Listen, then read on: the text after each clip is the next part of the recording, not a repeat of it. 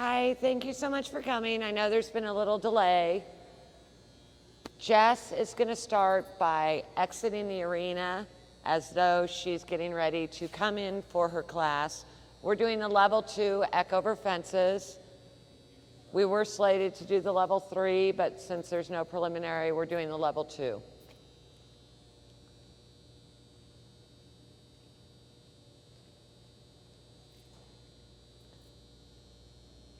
We're going to do 2 courses so that you can see the options of the inside turns that are available and the outside turns.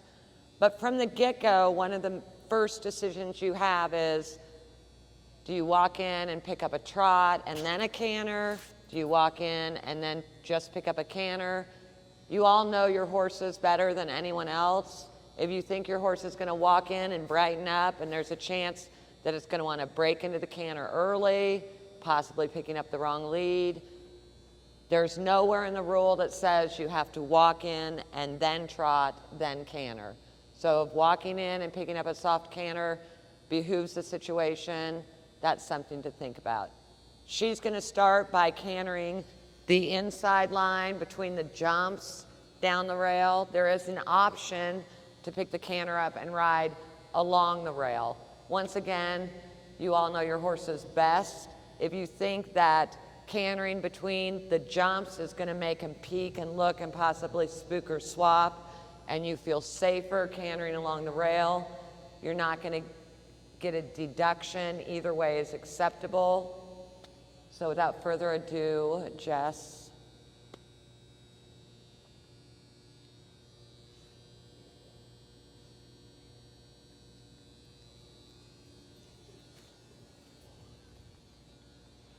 So it's really important that you establish a rhythm when you start out. You want to be able to see some options, and you can't take something from nothing. So if you come around the corner and you know you need to steady, but your horse is behind your leg in the beginning, you run the risk of breaking gait, not having enough energy or rhythm. Both of us agreed this is really the nicest line after the first jump. Going in between these two, I think you run the risk of having a bad lead change and you're really not going to pick up any bonus points. She's carrying a nice rhythm. Plan your turn. There is plenty of space for the inside turn. She carried a nice rhythm. Be cognizant of the fact that the first 3 jumps are singles, which tends to make you ride a little bit softer. Now you have to go to a line that is set as a 5. Be sure your horse's step is open to that 12-foot step and you're not riding backwards a little bit from having ridden 3 singles in a row. You're going to want to settle a little bit because you have another rollback coming, this time to the right. Again, there's quite a bit of space. It's further enhanced if your horse lands on the lead and you don't have to do the lead change. Utilize your corner. I would square your corner a little bit coming to the last jump so that you don't get sucked into the wall. And then just a nice ride down the side. A lot of times in the eck over fences, in the courtesy circle, people sometimes want to show off their sitting trot.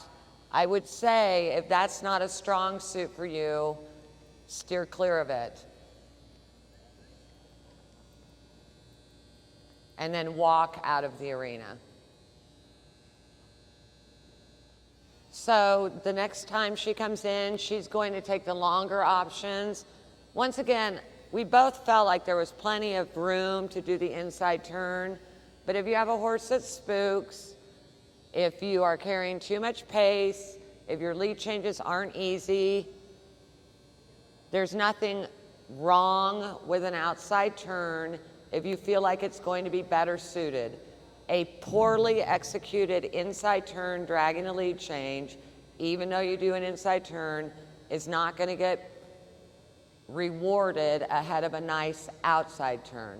So this time she's going to take the outside options.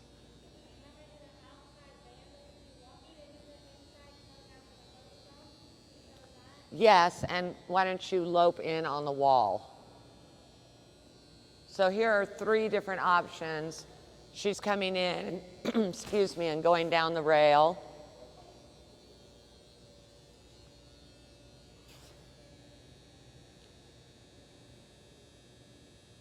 Remember that first jump is not set directly out of the corner. You need to ride past the corner a little bit. Be sure you have a marker on the wall, one of the AQHA signs.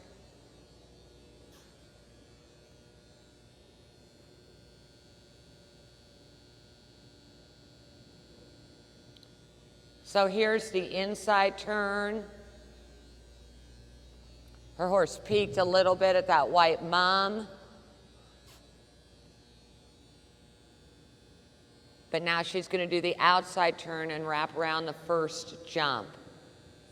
Gives her more time to do the lead change.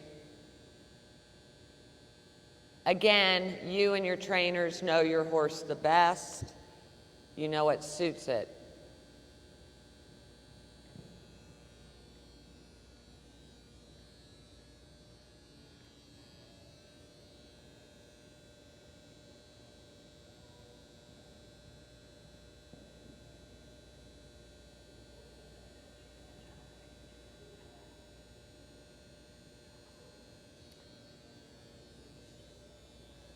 When you're making your rollback turns, especially on the inside turns, be sure you carry your arc out far enough.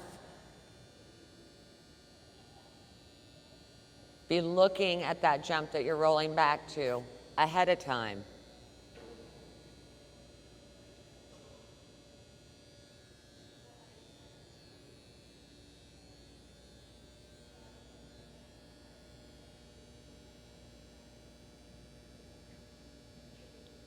Very nice. You know, this course in general, I don't think necessarily presents a lot of trickiness, so you're really going to have to find your times to shine. Staying on the same rhythm the whole time, smoothness, execution, have a plan. Those would be important things to think about. AQHA established this Ride the Pattern format back in 2011 to try and help people get a different perspective and educate along the way. So I hope that you guys found this helpful today. And if anyone has any questions, feel free to ask. I'm not sure if there's anything that we haven't talked about that you would like to see more of.